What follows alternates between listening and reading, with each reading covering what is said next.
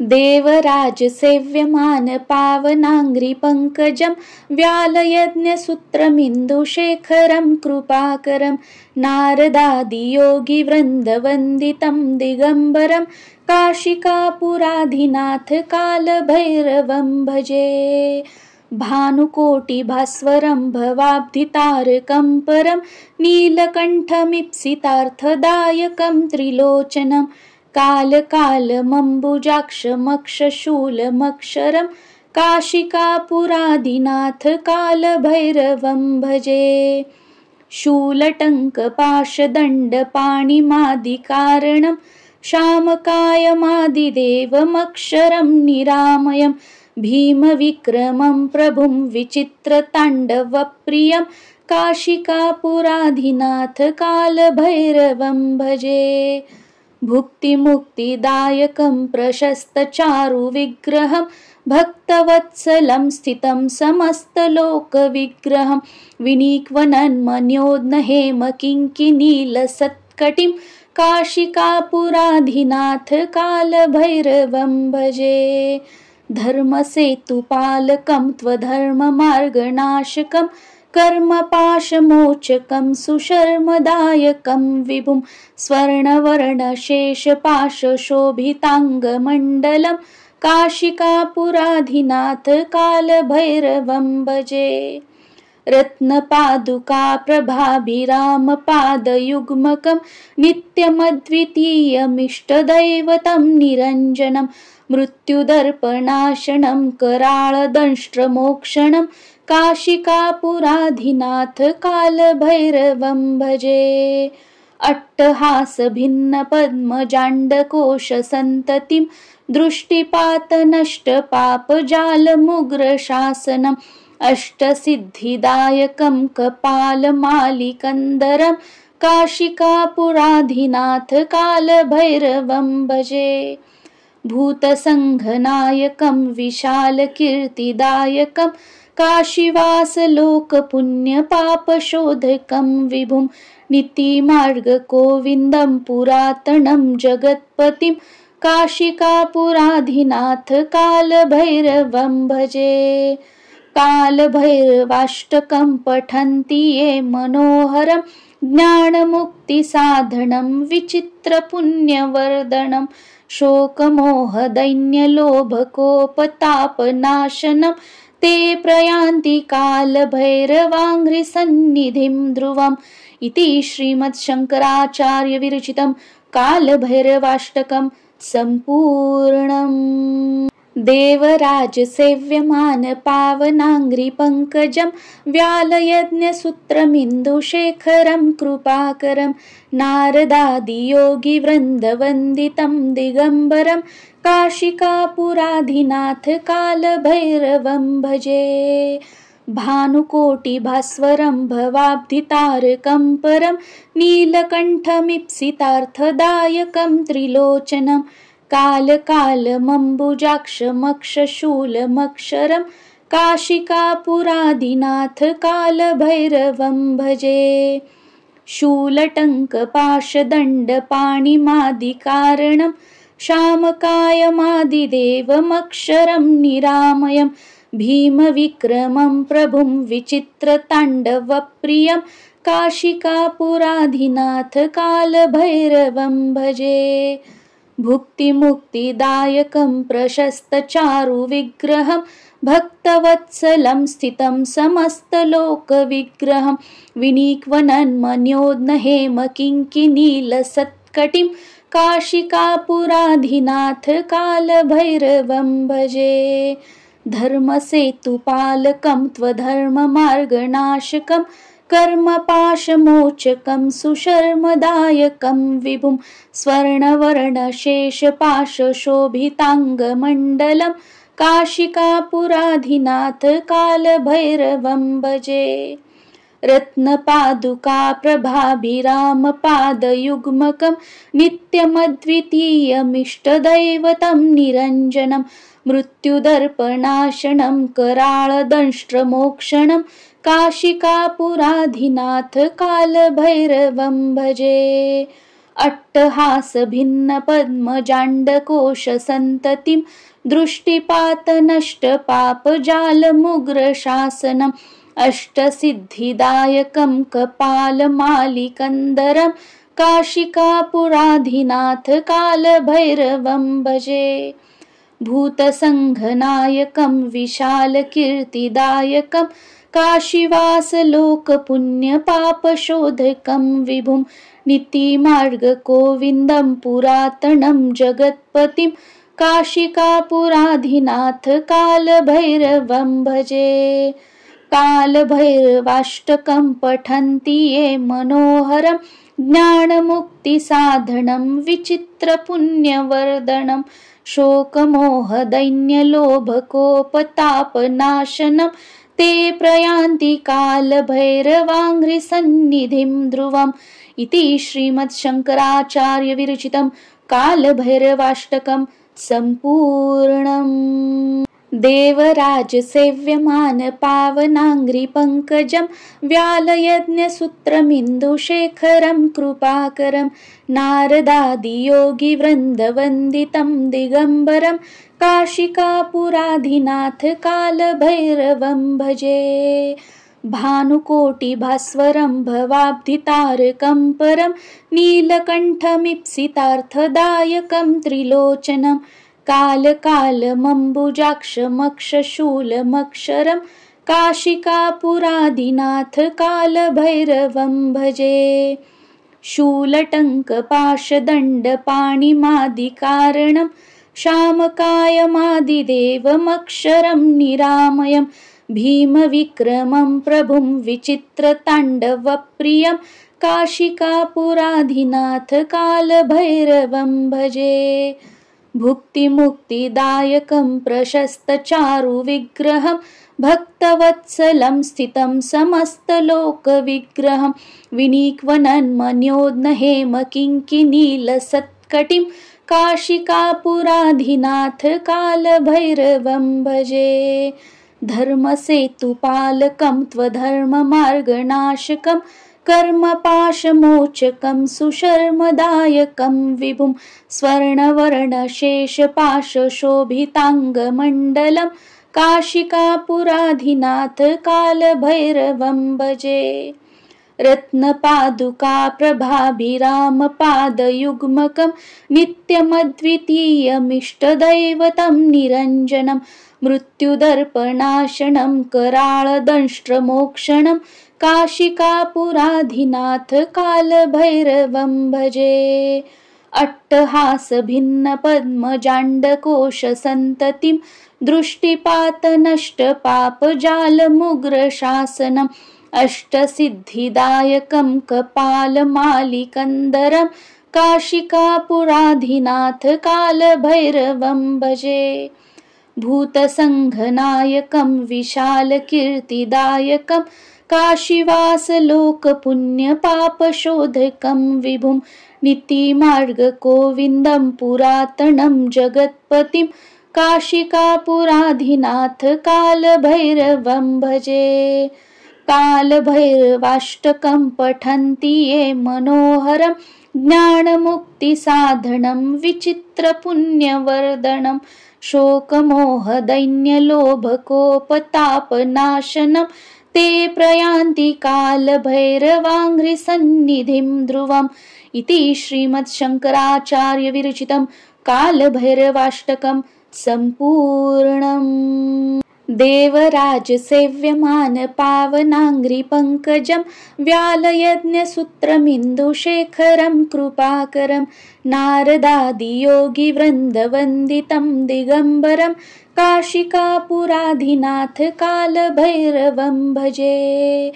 भानुकोटिभास्वरं भवाब्धितारकं परं नीलकण्ठमीप्सितार्थदायकं त्रिलोचनं कालकालमम्बुजाक्षमक्षशूलमक्षरं काशिकापुराधिनाथ कालभैरवं भजे। शूलटङ्कपाशदण्डपाणिमादिकारणं शामकायमादिदेवमक्षरं निरामयं भीमविक्रमं प्रभुं विचित्रताण्डवप्रियं काशिकापुराधिनाथ कालभैरवं भजे। भुक्तिमुक्तिदायकं प्रशस्तचारुविग्रहं भक्तवत्सलं स्थितं समस्तलोकविग्रहं विनिक्वनन्मन्योद्नहेमकिङ्किनीलसत्कटिं काशिकापुराधिनाथ कालभैरवं भजे। धर्मसेतुपालकं त्वधर्ममार्गनाशकं कर्मपाशमोचकं सुशर्मदायकं विभुं स्वर्णवर्णशेषपाशशोभिताङ्गमण्डलं काशिकापुराधिनाथ कालभैरवं भजे। रत्नपादुकाप्रभाभिरामपादयुग्मकं नित्यमद्वितीयमिष्टदैवतं निरञ्जनं मृत्युदर्पणाशनं कराळदंष्ट्रमोक्षणं काशिकापुराधिनाथ कालभैरवं भजे। अट्टहासभिन्नपद्मजाण्डकोशसन्ततिं दृष्टिपातनष्टपापजालमुग्रशासनम् अष्टसिद्धिदायकं कपालमालिकन्दरं काशिकापुराधिनाथ कालभैरवं भजे। भूतसङ्घनायकं विशालकीर्तिदायकं काशीवासलोकपुण्यपापशोधकं विभुं नीतिमार्गगोविन्दं पुरातनं जगत्पतिं काशिकापुराधिनाथ कालभैरवं भजे।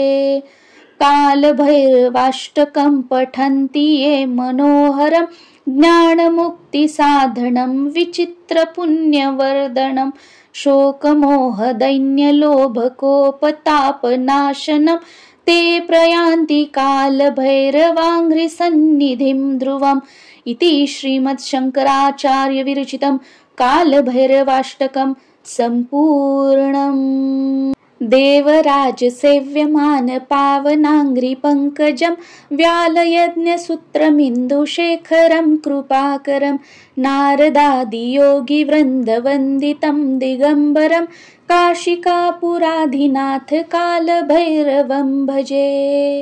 भानुकोटिभास्वरं भवाब्धितारकं परं नीलकण्ठमीप्सितार्थदायकं त्रिलोचनं कालकालमम्बुजाक्षमक्षशूलमक्षरं काशिकापुराधिनाथ कालभैरवं भजे। शूलटङ्कपाशदण्डपाणिमादिकारणं शामकायमादिदेवमक्षरं निरामयं भीमविक्रमं प्रभुं विचित्रताण्डवप्रियं काशिकापुराधिनाथ कालभैरवं भजे। भुक्तिमुक्तिदायकं प्रशस्तचारुविग्रहं भक्तवत्सलं स्थितं समस्तलोकविग्रहं विनिक्वनन्मन्योद्नहेमकिङ्किनीलसत्कटिं काशिकापुराधिनाथ कालभैरवं भजे। धर्मसेतुपालकं त्वधर्ममार्गनाशकं कर्मपाशमोचकं सुशर्मदायकं विभुं स्वर्णवर्णशेषपाशशोभिताङ्गमण्डलं काशिकापुराधिनाथ कालभैरवं भजे।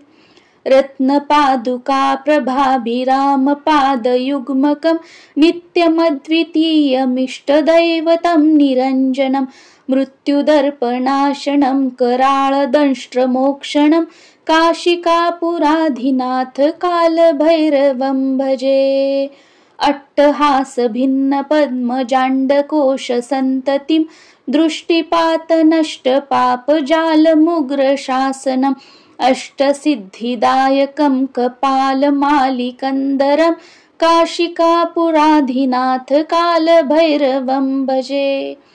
भूतसङ्घनायकं विशालकीर्तिदायकं काशीवासलोकपुण्यपापशोधकं विभुं नीतिमार्गगोविन्दं पुरातनं जगत्पतिं काशिकापुराधिनाथ कालभैरवं भजे।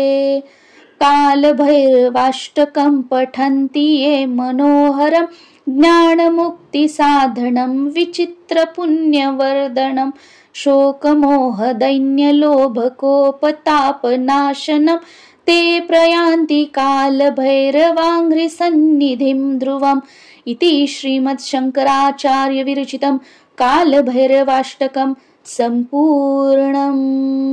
देवराजसेव्यमानपावनाङ्घ्रिपङ्कजं व्यालयज्ञसूत्रमिन्दुशेखरं कृपाकरं नारदादियोगिवृन्दवन्दितं दिगम्बरं काशिकापुराधिनाथ कालभैरवं भजे। भानुकोटिभास्वरं भवाब्धितारकं परं नीलकण्ठमीप्सितार्थदायकं त्रिलोचनं कालकालमम्बुजाक्षमक्षशूलमक्षरं काशिकापुराधिनाथ कालभैरवं भजे।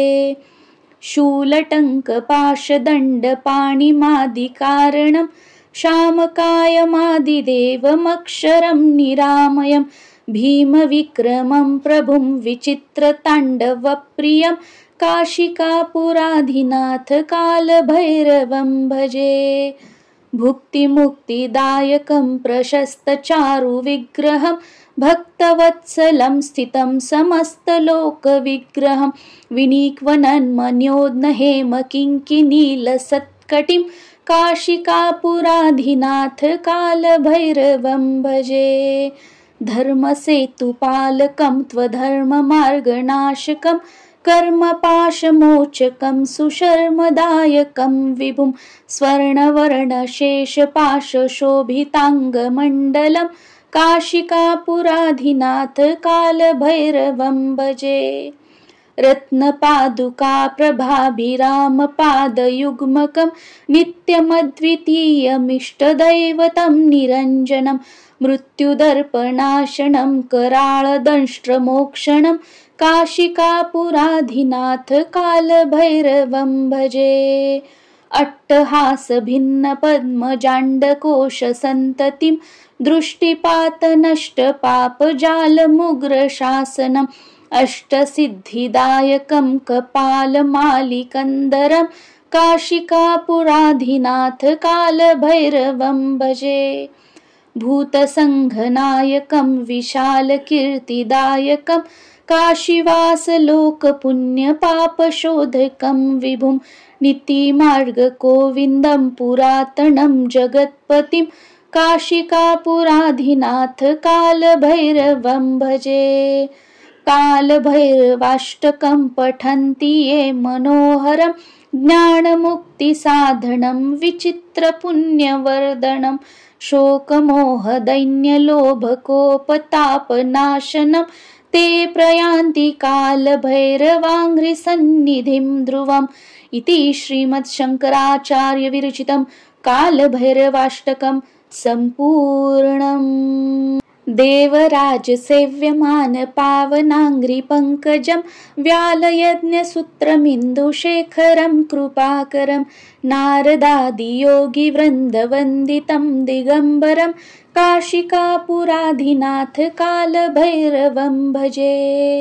भानुकोटिभास्वरं भवाब्धितारकं परं नीलकण्ठमीप्सितार्थदायकं त्रिलोचनं कालकालमम्बुजाक्षमक्षशूलमक्षरं काशिकापुराधिनाथ कालभैरवं भजे।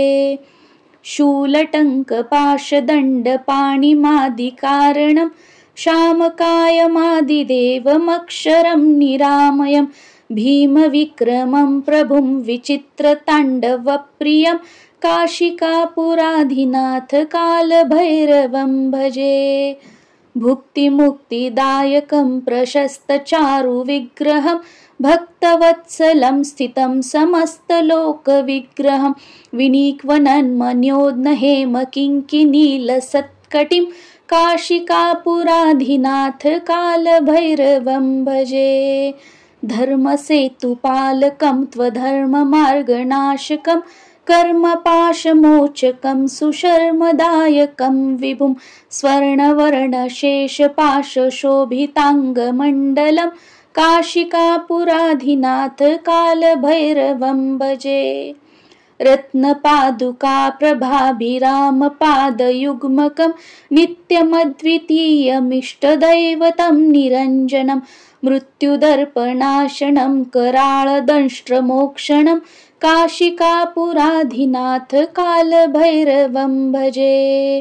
अट्टहासभिन्नपद्मजाण्डकोशसन्ततिं दृष्टिपातनष्टपापजालमुग्रशासनम् अष्टसिद्धिदायकं कपालमालिकन्दरं काशिकापुराधिनाथ कालभैरवं भजे। भूतसङ्घनायकं विशालकीर्तिदायकं काशीवासलोकपुण्यपापशोधकं विभुं नीतिमार्गगोविन्दं पुरातनं जगत्पतिं काशिकापुराधिनाथ कालभैरवं भजे। कालभैरवाष्टकं पठन्ति ये मनोहरं ज्ञानमुक्तिसाधनं विचित्रपुण्यवर्धनं शोकमोहदैन्यलोभकोपतापनाशनं ते प्रयान्ति कालभैरवाङ्घ्रिसन्निधिं ध्रुवम् इति श्रीमद्शङ्कराचार्यविरचितं कालभैरवाष्टकं सम्पूर्णम्। देवराजसेव्यमानपावनाङ्घ्रिपङ्कजं व्यालयज्ञसूत्रमिन्दुशेखरं कृपाकरं नारदादियोगिवृन्दवन्दितं दिगम्बरं काशिकापुराधिनाथ कालभैरवं भजे। भानुकोटिभास्वरं भवाब्धितारकं परं नीलकण्ठमीप्सितार्थदायकं त्रिलोचनं कालकालमम्बुजाक्षमक्षशूलमक्षरं काशिकापुराधिनाथ कालभैरवं भजे। शूलटङ्कपाशदण्डपाणिमादिकारणं शामकायमादिदेवमक्षरं निरामयं भीमविक्रमं प्रभुं विचित्रताण्डवप्रियं काशिकापुराधिनाथ कालभैरवं भजे। भुक्तिमुक्तिदायकं प्रशस्तचारुविग्रहं भक्तवत्सलं स्थितं समस्तलोकविग्रहं विनिक्वनन्मन्योद्नहेमकिङ्किनीलसत्कटिं काशिकापुराधिनाथ कालभैरवं भजे। धर्मसेतुपालकं त्वधर्ममार्गनाशकं कर्मपाशमोचकं सुशर्मदायकं विभुं स्वर्णवर्णशेषपाशशोभिताङ्गमण्डलं काशिकापुराधिनाथ कालभैरवं भजे। रत्नपादुका प्रभाभिरामपादयुग्मकं नित्यमद्वितीयमिष्टदैवतं निरञ्जनं मृत्युदर्पणाशनं कराळदंष्ट्रमोक्षणं काशिकापुराधिनाथ कालभैरवं भजे। अट्टहासभिन्नपद्मजाण्डकोशसन्ततिं दृष्टिपातनष्टपापजालमुग्रशासनम् अष्टसिद्धिदायकं कपालमालिकन्दरं काशिकापुराधिनाथ कालभैरवं भजे। भूतसङ्घनायकं विशालकीर्तिदायकं काशीवासलोकपुण्यपापशोधकं विभुं नीतिमार्गगोविन्दं पुरातनं जगत्पतिं काशिकापुराधिनाथ कालभैरवं भजे। कालभैरवाष्टकं पठन्ति ये मनोहरं ज्ञानमुक्तिसाधनं विचित्रपुण्यवर्धनं शोकमोहदैन्यलोभकोपतापनाशनं ते प्रयान्ति कालभैरवाङ्घ्रिसन्निधिं ध्रुवम् इति श्रीमद्शङ्कराचार्यविरचितं कालभैरवाष्टकं सम्पूर्णम्। देवराजसेव्यमानपावनाङ्घ्रिपङ्कजं व्यालयज्ञसूत्रमिन्दुशेखरं कृपाकरं नारदादियोगिवृन्दवन्दितं दिगम्बरं काशिकापुराधिनाथ कालभैरवं भजे। भानुकोटिभास्वरं भवाब्धितारकं परं नीलकण्ठमीप्सितार्थदायकं त्रिलोचनं कालकालमम्बुजाक्षमक्षशूलमक्षरं काशिकापुरादिनाथ कालभैरवं भजे। शूलटङ्कपाशदण्डपाणिमादिकारणं शामकायमादिदेवमक्षरं निरामयं भीमविक्रमं प्रभुं विचित्रताण्डवप्रियं काशिकापुराधिनाथ कालभैरवं भजे। भुक्तिमुक्तिदायकं प्रशस्तचारुविग्रहं भक्तवत्सलं स्थितं समस्तलोकविग्रहं विनीक्वनन्मन्योद्नहेमकिङ्किनीलसत्कटिं काशिकापुराधिनाथ कालभैरवं भजे। धर्मसेतुपालकं त्वधर्ममार्गनाशकं कर्मपाशमोचकं सुशर्मदायकं विभुं स्वर्णवर्णशेषपाशशोभिताङ्गमण्डलं काशिकापुराधिनाथ कालभैरवं भजे। रत्नपादुकाप्रभाभिरामपादयुग्मकं नित्यमद्वितीयमिष्टदैवतं निरञ्जनं मृत्युदर्पणाशनं कराळदंष्ट्रमोक्षणं काशिकापुराधिनाथ कालभैरवं भजे। अट्टहासभिन्नपद्मजाण्डकोशसन्ततिं दृष्टिपातनष्टपापजालमुग्रशासनम् अष्टसिद्धिदायकं कपालमालिकन्दरं काशिकापुराधिनाथ कालभैरवं भजे। भूतसङ्घनायकं विशालकीर्तिदायकं काशीवासलोकपुण्यपापशोधकं विभुं नीतिमार्गगोविन्दं पुरातनं जगत्पतिं काशिकापुराधिनाथ कालभैरवं भजे। कालभैरवाष्टकं पठन्ति ये मनोहरं ज्ञानमुक्तिसाधनं विचित्रपुण्यवर्धनं शोकमोहदैन्यलोभकोपतापनाशनं ते प्रयान्ति कालभैरवाङ्घ्रिसन्निधिं ध्रुवम् इति श्रीमद्शङ्कराचार्यविरचितं कालभैरवाष्टकं सम्पूर्णम्। देवराजसेव्यमानपावनाङ्घ्रिपङ्कजं व्यालयज्ञसूत्रमिन्दुशेखरं कृपाकरं नारदादियोगिवृन्दवन्दितं दिगम्बरं काशिकापुराधिनाथ कालभैरवं भजे।